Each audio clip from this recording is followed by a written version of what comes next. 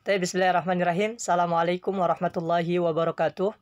Teman-teman yang rahmati Allah Subhanahu wa taala, alhamdulillah wa syukrulillah, kita masih diberikan sehat, berikan semangat.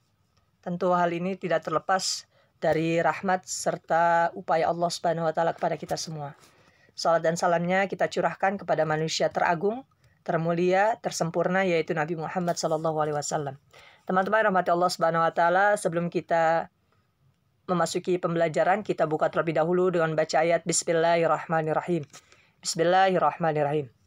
Baik, teman-teman, insyaallah pada hari ini kita akan membahas masih di seputar yaitu Sunan Kalijaga, dan insyaallah kita akan membahas seputar perjalanan dakwah yang beliau lakukan. Ya, tentu sudah jelas bahwasanya Islam ini merupakan agama yang sempurna, dan Islam ini tersebar di seluruh penjuru dunia.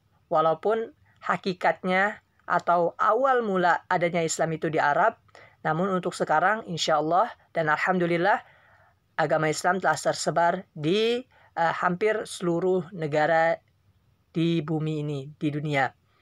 Oleh karenanya tidak terlepas, Indonesia juga salah satunya, ya, yang mana di dalamnya hampir mayoritas beragama Islam, yaitu banyak dari umat muslim di Indonesia, insya Allah, alhamdulillah.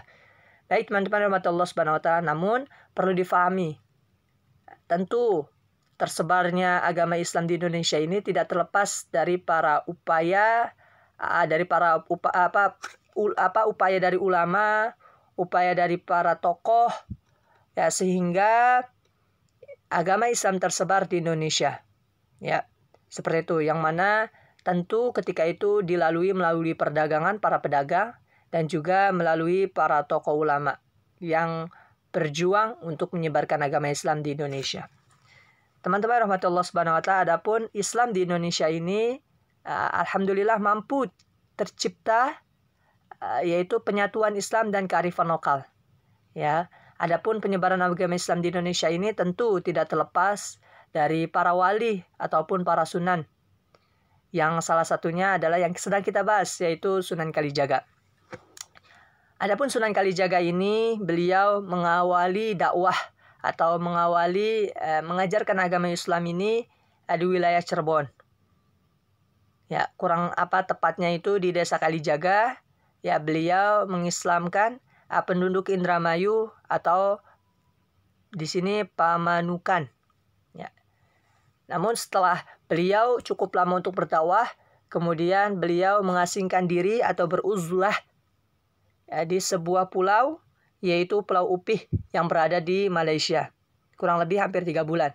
Kemudian setelah 3 bulan, beliau kemudian melanjutkan lagi penyebaran atau mengislamkan masyarakat Indonesia. Ya, beliau menyamar sebagai seorang marbot di Masjid Sang Cipta Rasa. Nah, oleh karenanya di masjid inilah beliau bertemu dengan Sunan Gunung Jati. Sunan Gunung Jati, ya, salah satu tokoh dari Wali Songo. Jadi Sunan Kalijaga ini bertemu di masjid ini, di Masjid Sang Cipta Rasa, bertemu dengan Sunan Gunung Jati. Kemudian Sunan Gunung Jati ini, ya, memiliki adik perempuan, dan adik perempuan inilah yang nantinya menikah oleh Sunan Kalijaga. Seperti itu. Ya. Yang bernama siapa, Kak? Ya, adik dari Sunan Gunung Jati ini adalah Siti Zainab. Siti Zainab.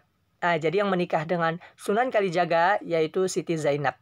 Dan Sunan Gunung Jati serta adiknya yaitu Siti Zainab adalah putri dari Syekh Datuk Abdul Jalil atau Syekh Siti Jenar. Ya.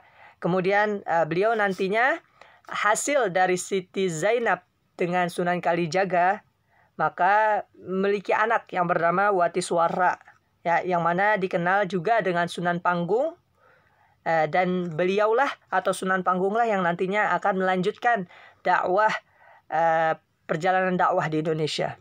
Ya. Adapun Sunan Kalijaga dalam menyebarkan agama Islam itu beliau mengembangkan seni atau kearifan lokal. Dengan apa? Dengan melalui pertunjukan wayang. Ya. Jadi karena dulu di Indonesia itu wayang itu terkenal, di Pulau Jawa terutama, ya, itu wayang itu terkenal. Namun wayang ini masih berbau dari agama Hindu. Ya, oleh karenanya ketika Sunan Kalijaga memiliki strategi untuk mengajarkan atau mengislamkan masyarakat Indonesia, yaitu dengan adanya wayang tersebut.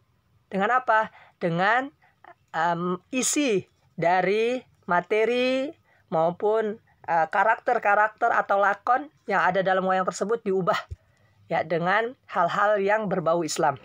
Ya, oleh karenanya ketika beliau mengembangkan agama Islam dengan cara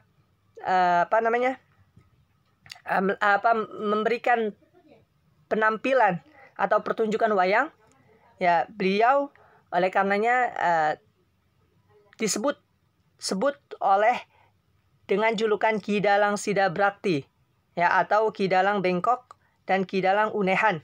Ya, beliau akhirnya Sunan Kalijaga ini mengislamkan atau memberikan pertunjukan tersebut, ya, yang tentu di dalamnya banyak ruh Islam. Ya, beliau memberikan pertunjukan dari satu tempat ke tempat yang lain, seperti itu. Ya, adapun sebagai syarat atau imbalan syarat ketika seseorang ingin menyaksikan pertunjukan tersebut, maka Sunan Kalijaga beliau mengharuskan agar masyarakat atau rakyat yang ingin melihat pertunjukan tersebut cukup syaratnya yaitu dengan membaca 2 kalimat syahadat, yaitu asyhadu alla ilaha illallah wa asyhadu anna muhammadar rasulullah, dan itu pun tidak dipungut dengan biaya lain. Ya, hanya untuk syarat masuknya itu dengan mengucapkan kalimat syahadat saja.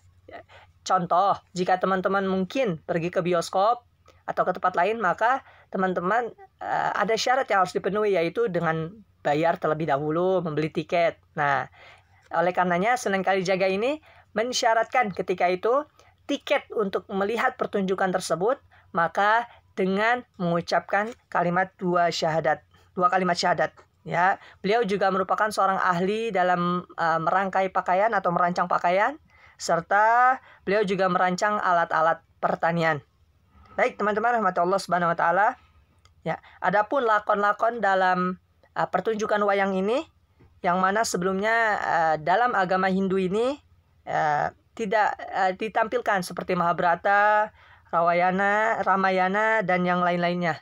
Namun tokoh-tokoh atau lakon dari wayang ini beliau ganti dibuat dengan sendiri, dengan dengan inisiatif beliau sendiri, yaitu Sunan Kalijaga. Dengan apa?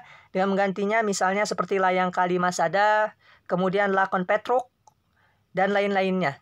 Yang mana lakon-lakon ini atau karakter-karakter ini merupakan memiliki roh Islam yang sangat kuat. Ya, bisa dilihat di halaman setelahnya, yaitu istilah-istilah dalam pewayangan. Teman-teman, Allah Subhanahu wa taala, di sini istilah dalam pewayangan merujuk pada bahasa Arab, di antaranya adalah istilah dalang, yaitu berasal dari dalla yang artinya menunjukkan. Kalau di keterangan ini artinya seorang dalang adalah seseorang yang menunjukkan kebenaran kepada para penonton wayang. Adapun yang kedua yaitu karakter semar, yaitu diambil dari bahasa mismar yang artinya paku. Ya, dalam hal ini seorang muslim harus memiliki pendirian yang kuat, yang kukuh, yang tidak goyang, tidak labil, yang mana bagaikan paku yang tertancap, kuat, tidak goyang atau tidak letoy. Adapun yang ketiga yaitu karakter gareng. Ya, diambil dari bahasa Arab yaitu qarin yang artinya teman. Ya, maksudnya apa? Seorang muslim selalu berusaha untuk mencari teman sebanyak-banyaknya untuk diajak ke arah kebaikan. Ya, seperti itu. Adapun yang D yaitu karakter Petruk. Ya, diambil dari bahasa Arab yaitu faruk yang artinya tinggalkan. Maksudnya adalah seorang muslim meninggalkan segala penyembahan kepada selain Allah Subhanahu wa taala. Ya, jadi kita sebagai seorang muslim hanya beribadah kepada Allah Subhanahu wa taala, tidak kepada yang lain. Karena ketika kita menuhankan yang lain atau percaya kepada hal yang lain, terutama menuhankannya, maka kita sudah termasuk ke dalam golongan orang yang syirik, dan itu merupakan dosa yang sangat besar. Adapun yang DE yaitu karakter bagong, yang diambil dari bahasa Arab yaitu bagho, yang artinya berontak. Maksudnya apa? Yaitu seorang muslim sudah seharusnya berontak ketika melihat kezaliman yang sedang merajalela di masyarakatnya. Seperti itu. Oleh karenanya tentu dapat disimpulkan bahwasanya beliau atau Sunan Kalijaga adalah seorang ahli sastra Jawa, sehingga beliau mengkombinasikan atau menggabungkan antara budaya yang ada dengan ruh Islam.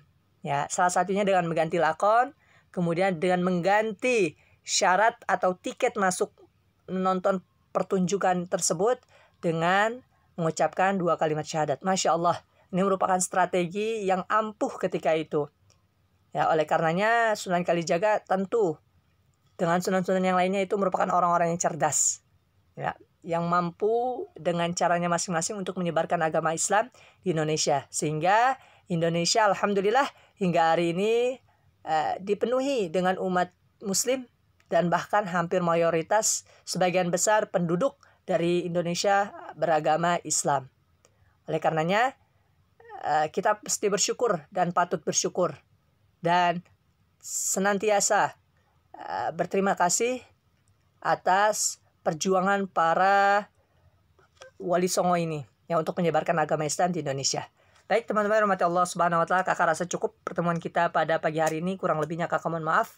Selebihnya silakan teman-teman baca, silakan teman-teman simak materi yang kakak sampaikan, dan kurang lebihnya minta maaf apabila banyak kata-kata yang salah. Wabillahi taufiq wal hidayah. Kita tutup dengan baca ayat alhamdulillahirabbil alamin. Alhamdulillahirabbil alamin. Assalamualaikum warahmatullahi wabarakatuh. Terima kasih.